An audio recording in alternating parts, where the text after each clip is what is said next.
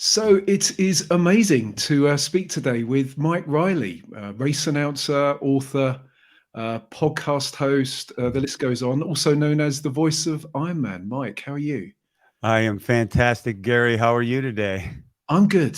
I'm good. Yeah, yeah. Well, there's loads we could talk about, but I think the thing we should probably start with is your recent announcement. So you've obviously been an announcer in endurance sport for, was it 40 odd years, calling in, was it over 200 Ironman events since 89, and obviously synonymous with that phrase, you are an Ironman.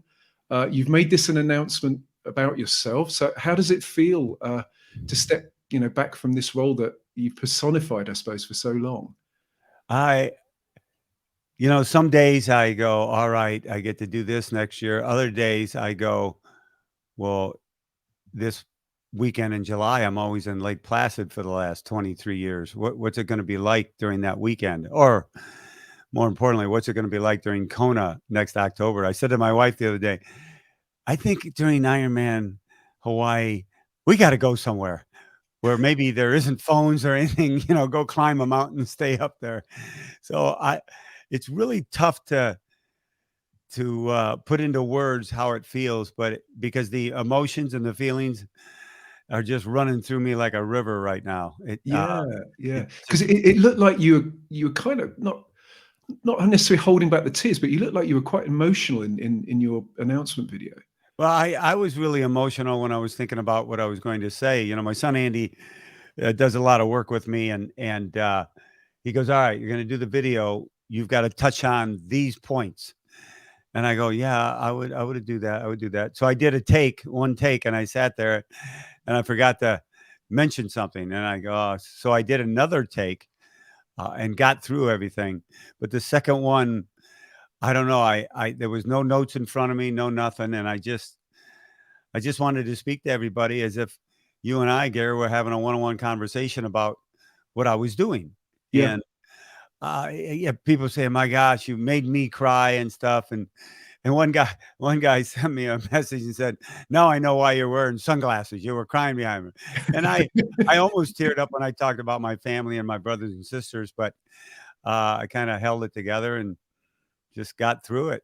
Yeah, yeah. No, and I think the one thing that came across in the video is you said to the viewers of the video, finish what you start. I think it was like a mantra for life that you've got. So obviously you've got, I think you said 6 more races, including Kona. So you will be doing Kona this year. That's correct, yeah? Oh, yes, yes. Yeah. And you know what? When I said 6, I thought about it. We got 2 Ironmans in Kona this year. I could Yeah. tag on 7, but 6 events left. Yes. Yeah, 6 weekends, I suppose, is the way to Yeah, look there at you it. go. Yeah, Long yeah. weekends. And I suppose, as you say, you're finishing what you started. So how hard will it be to finish those 6/7 events and do, I suppose, do a mic? Are you going to do a mic drop at the end of the year? How's it going to work? That's going to be hard. Well, that'll be New Zealand. I think the sound guys, if I break the microphone, they'll charge me for it. No, I doubt it, but uh, I think I've got Wisconsin and then Kona. Kona will be very difficult on Saturday night when I call my last Ironman. That's going to be a tough one. And as the races go on, they'll get tougher and tougher till the last one. Yeah. You know what I'm doing, Gary? I'm trying not to envision that. I'm just going to go do what I do and take care of the athletes all day and all night long. And when I get to that point, I get to that point. And we'll see what happens. Yeah. Yeah. No, fantastic. So the one thing, obviously, we've known each other for a few years now, and Yeah, I quite. read your book, obviously your podcast. And one thing I've just, obviously, prior to this call, I was thinking, is there a coincidence that your book is called Finding My Voice and your podcast is Find Your Finish Line? I'm thinking there's an undercurrent there about discovery, finding out about people and places. Would that be right? Is that kind of one of the reasons for That you've come up with those titles? that's exactly right. Yeah. I calling people in to finish lines all over the world and seeing and hearing their stories and watching them find their finish line and find themselves and find joy and find confidence. in themselves when other people told them they couldn't do it. You know, we have those types of people in our lives, and I witnessed it, and it made me, more humble. It made me always reflect on my life. What am I doing right and wrong? And if I made a bad decision, I go, what are you doing? What do or a selfish decision? Because when I witness so many glorious finishes and watching people transform into somebody else, they're finding themselves. So those were easy titles. At one time, I thought the title of the book was going to be "Find Your Finish Line," and we go round and round, and finding my voice. I thought that was a little egotistical to have that title. Like, what do you mean finding my voice? But I got overruled by people around me. So no, that's got to be it. And Yeah. I understood why later. It's not about me finding my voice, but yet it is. It's finding that good voice in me to take care of the athletes, because I use my voice for others, and I always have. And sure, while I speak, or if I give a corporate speak, or I'm doing an awards ceremony in Kona, no matter what it is, that voice is my work. But on race day is for the athletes. It's not for me. It's for them to find themselves and to cope and to transform, like the chapters in my book, because I've seen it, I've witnessed it. So when people tell me they can't do something, Gary, I go, I don't want to hear it. I've seen it. I've seen everybody do everything. I don't want to hear it. Because I'm guessing, I mean, obviously in your book, there are a number of stories that are really genuinely moving. And how difficult was it to pick? Because I'm guessing there must be hundreds or thousands of those stories. As you mentioned in your video, there's grief, there's disease, there's triumph over adversity, veterans. How difficult was it choosing all of those stories as chapters in the book? It was difficult. I had a lot written down that I was going to use. And then I started thinking about it, and I felt I could tell the story better if I had some personal connection. If I had met them, if they had messaged me before the race and we had communication. And that's where I ended up going down that road, because then I felt the person reading the book or listening to the book would understand more that person's story, because Mike's just not talking about somebody he heard about, you know what I mean? So Yeah. I had this personal connection with so many of them, all of them. And a lot of them came to me long before the book and told me their story, and it stuck with me. I go, well, that's a natural one. Because I've been having communication. And the funny part, Gary, is I still have a lot of communication with those people in the stories. Oh, cool. Yeah, and got a message, a lot of messages, even from the John Meisner, who's the cover of my book, who was just kind of random. I didn't know John. It was just a cool looking photo that out of about 10, 15 photos we chose. And now I'm a friend with him, and he sent me a nice message. So the connection, I think, is what the power was, and why I chose the story. Yeah. So I think also, but when I read the book, and again, I don't want to come across sycophantic about the book here, so just try being impartial about this. But I think there's something in the way that obviously the Kona highlights show doesn't quite get across, because obviously that does have an element of triumph over adversity, but it's obviously a lot about the elites as well. Mm-hmm. And I think that if you look at what's been happening with triathlon in particular, since the pandemic, clearly triathlon is a sport that only exists when people race. Obviously, people can go out, they can run, they can ride their bike, but they can't do a triathlon when you're in a lockdown. And it does look that certainly, 2020 clearly a very, very challenging year for the events industry, specifically triathlon, but not just triathlon. 21 was challenging, but also 22 still looks to be challenging post-pandemic in terms of athlete registration numbers. Do you think that there's something that race organizers could do to leverage those stories a bit more, to inspire people to get out there, to triumph over adversity, and whether that's a weight loss challenge or whether that's just actually being your better self, or whatever that personal challenge might be? Well, I think what they have to do is just put on fantastic events that are welcoming to Yeah. everyone. And that's the message they have to get out. Swim, bike, run is tough.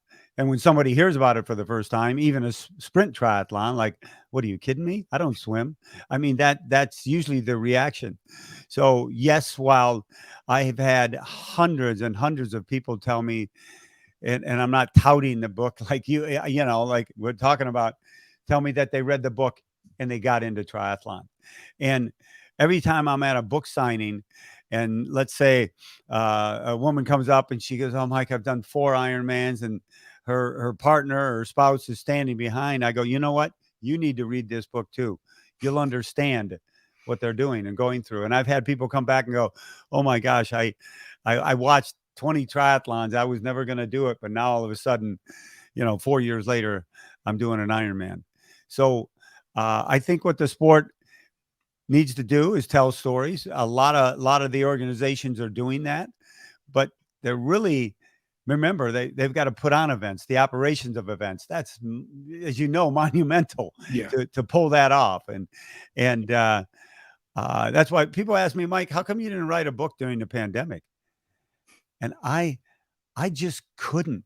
My mindset wasn't there, because while I had the time, obviously, the sit down and to talk about stories, we were in a story, and I Mm. couldn't I couldn't write other stories. We were in this unfolding chapters month after friggin' month, as you know, and I just couldn't get into it then. I don't know why, but my gut said, "No, it's not the time." Yeah, yeah. So what does your gut say about next year? Do you optimistic for the industry? You feel that, particularly for triathlon, do you feel that things are going to come back? And Yeah, I do. They're the races I'm seeing towards the end of this year, the numbers are tweaking up. okay. Uh, but I think when we get knocked down, if you're, if you get knocked down in life hard, no matter if it's a personal knockdown or the pandemic type thing, it takes a while to come back. It's not an easy, like, "Oh, I brushed myself up. I'm, a heavyweight fighter. Now I'm going to go back in the next round." That's not the reality of life. Because when you get knocked down, obviously the whole family unit gets knocked down, income gets knocked down, and it's just hard to get back into that. The pleasure of being able to do triathlon is a pleasure. It's something we do in our lives to help improve our lives. But when life is tough and difficult, it's hard to justify going out there, swim, bike, and running when things are happening in your life. But I truly believe 2023 is going to be a good year.